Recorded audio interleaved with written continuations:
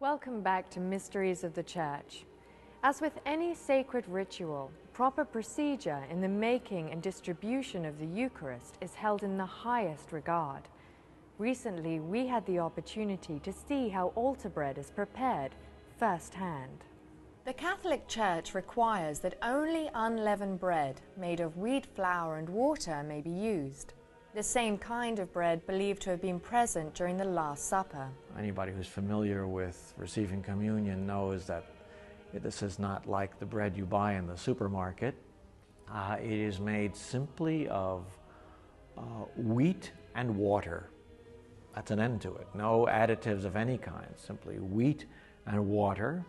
This is something that is not always easy for certain parts of the world where, for instance, barley predominates.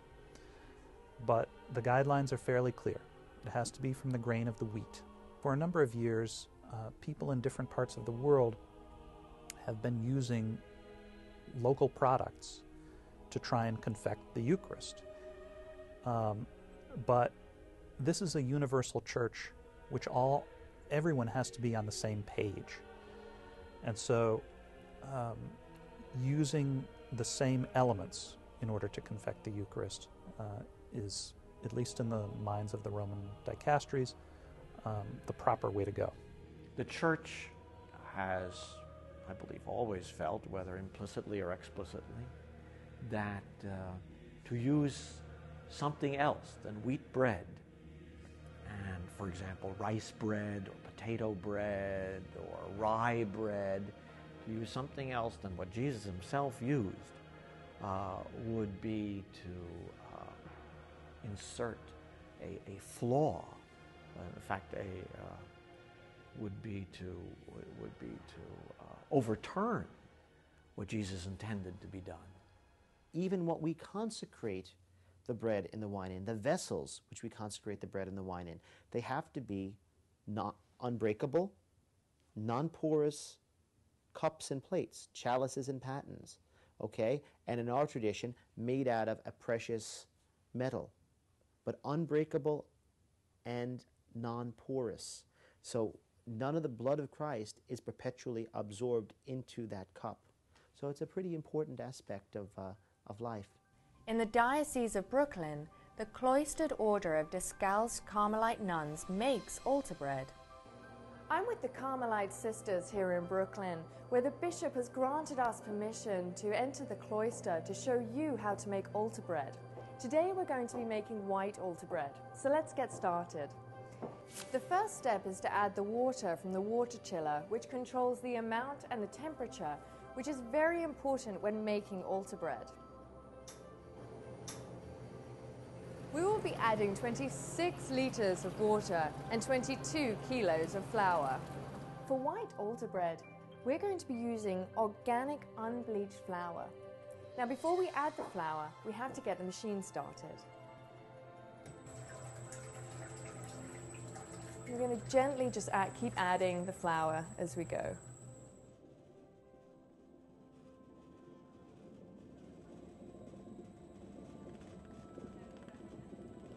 Now here's an interesting part of the process.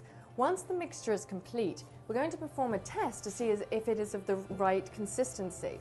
So we're going to take this silver cup, which actually has a hole at the bottom. We're going to cover that with my finger and fill the silver cup up to the top with the batter. Now once I've got it even, let's just make sure this is even. Once I release my finger, it has a minute to fully drain, and that's when we'll know that we have the correct consistency.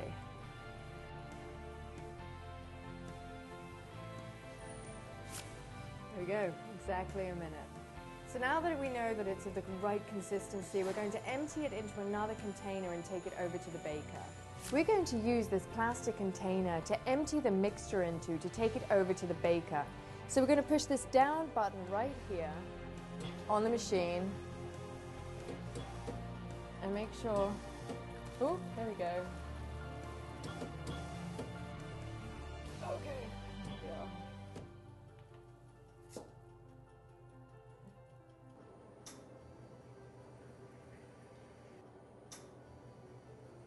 just going to drag down every last bit, because we don't want to waste any of the mixture. Now we're going to push this mixture over to the baker. Once I bring the batter over to the baker, the first thing I need to do is put this blue plastic tube into the mixture. Oh, it needs to be further over. Now this will send the batter up the plastic tube, and it'll be evenly dispersed onto the plates, which will actually bake the altar bread. Okay, once it has come around full circle, it will produce a freshly baked sheet of altar bread. The altar bread comes in different sizes. Some are larger and some are smaller. And the Carmelite sisters will do this every day.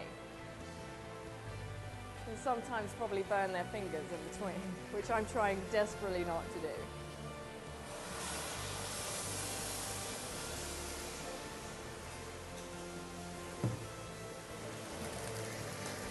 There we go, that's a good one.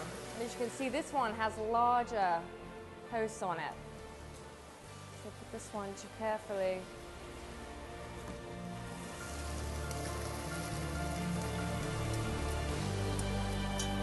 Once this whole process is complete, we're going to fill the box with the altar bread, and then we're going to leave it in the humidifier overnight.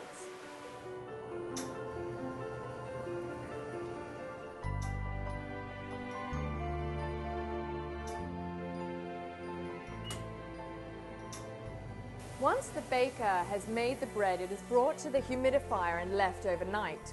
That happens so that the bread can soften, so that it is more easily cut. It is then brought over here to this machine, which will cut the different sizes of hosts. So once we place the bread right here, the machine will do the rest.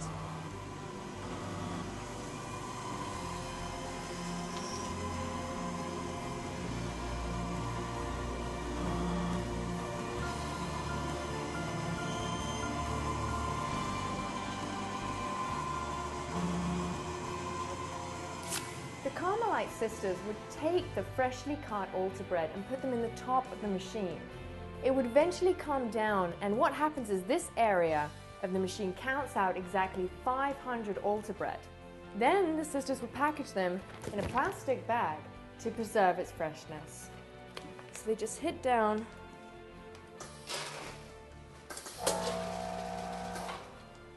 Whew. So there you have it.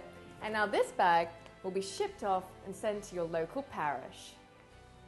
The Carmelite sisters take such pride in their job, producing altar bread that will soon be consecrated all around in various churches.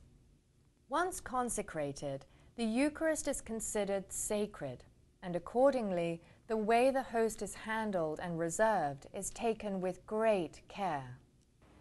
The care taken in the preparing and handling of the Eucharist is testament to its reverence among the faithful.